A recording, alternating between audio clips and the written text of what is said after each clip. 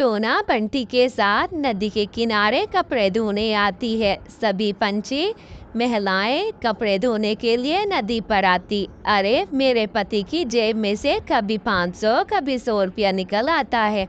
अगर चेक ना करें तो ये पैसे धुल ही जाए।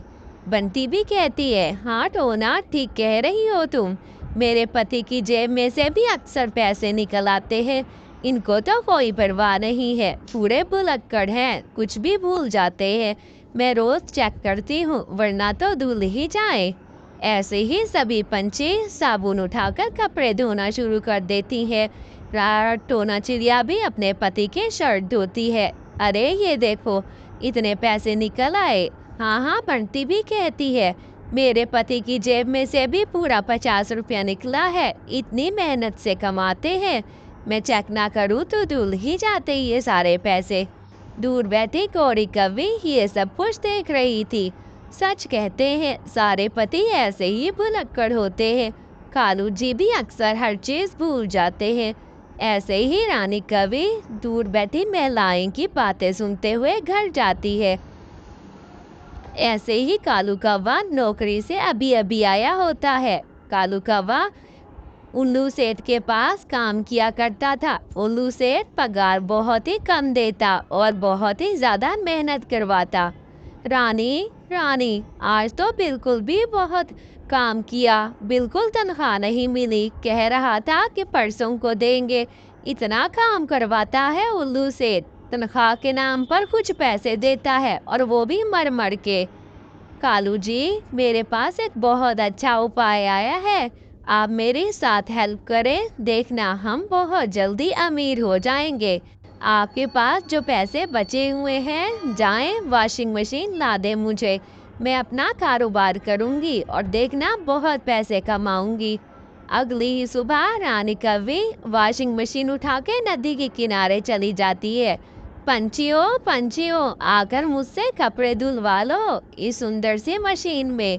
अपने हाथों नन्हे हाथों को इतना मत काम में लगाया करो, नाजुक हाथों को खराब मत करो। ऐसे ही आवाज सुन के टोना आती है।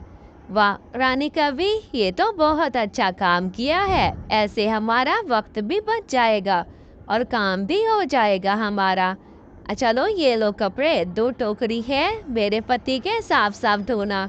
रानी कवि जेबों में फौरन से हाथ डालती है ताकि उनमें से पैसे निकाले, मगर ये क्या, पैसे तो थे ही नहीं। अरे कितने लालची हो गए हैं ये पंछी, कितने चालाक है, धोने से पहले सारे पैसे निकाले। ऐसे ही कालू भी परेशान था क्योंकि गौरी कवि ने सारी बात कालू कौवे को बता दी थी कि उनकी जेबों से कैसे पैसे निकाल के वो अमीर बनती, मगर अब तो पैसे थे ही नहीं। कालू कहता है, रानी तुम फिक्र ना करो, कल देखना तुम्हारी इन जेबों से बहुत पैसे निकलेंगे, फिर हम बहुत ही जल्दी अमीर हो जाएंगे, तुम बिल्कुल भी चिंता मत करो। ऐसे ही रानी कवि कपड़े धो लेती है और सूखने के लिए टंगा देती है। कपड़े बहुत मुश्किल से धोती है रानी कवि और फायदा भी कम होता है। अगले ही रोज कालू कौवा हरियाली के घर जाता है, देखता है कि कपड़े मैले रखे हुए हैं टोकरी में, इसलिए वो उसे चाय का कहता है। हरियाली चाय बनाने के लिए जाती है तो कालू अलमारी से पैसे निकाल के उन गंदे कपड़ों में रख देता है। यूं ऐसे ही हर पंछी के घर करता है। कालू कौवा टोना के घर जाता है, उसे भी काम का कहकर बाहर भेज देता है और थोड़ी ही देर में अलमारी से पैसे उठाकर गंदे कपड़ों वाली टोकरी में रख देता है। टोना बहन पानी तो पिलाना।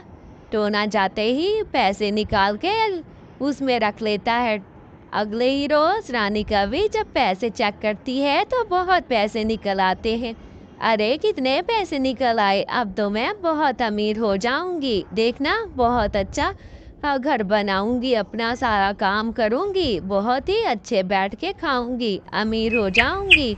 ऐसे ही समय बीतता जाता है। रानी कवि रोज यही करती, कालू भी उसका साथ देता। एक दिन सांप अचानक से जेब में घुस जाता है। रानी कवि जैसे ही पैसे निकालने के लिए जेब में हाथ डालती है तो सांप अंदर जो बैठा था फौरन डस लेता है और खून भी निकलना शुरू हो जाता है। कालू बचाओ बचाओ मुझे, कालू जी बचाओ। कालू आवाज सुनकर रानी कवि को डॉक्टर के पास ले जाता है। कालू भैया, आपकी पति की जान खतरे में है, आपकी पत्नी को सख्त ऑपरेशन की ज़रूरत है। जाएं, जाकर पैसे लेकर आए और इस ऑपरेशन में बहुत पैसे लगेंगे। अभी जल्दी से पैसों का बंदोबस्त करें। रानी कवि का बहुत खून निकल गया। ऐसे ही थोड़ी देर गुजर जाती है। कालू कौवा घर में जितने पैसे थे सारे उठाकर आ जाता है। अरे ये ले डॉक्टर साहब, और डॉक्टर ऑपरेशन करती है। कालू जी, ये सब कुछ मेरी लालच की वजह से हुआ है। ना मैं लालच करती ना हमें ये दिन देखना पड़ता। मैंने आपके लिए बहुत बुरा किया और सारे जितने भी हमने चोरी पैसे किए थे सब लग गए। मुझे माफ़ कर दे, मैं आइंदा ऐसा कभी नहीं करूँगी। मुझे माफ़ कर दें। प्यारे बच्चों, मेरी वीडियो को लाइक करना। Bye bye.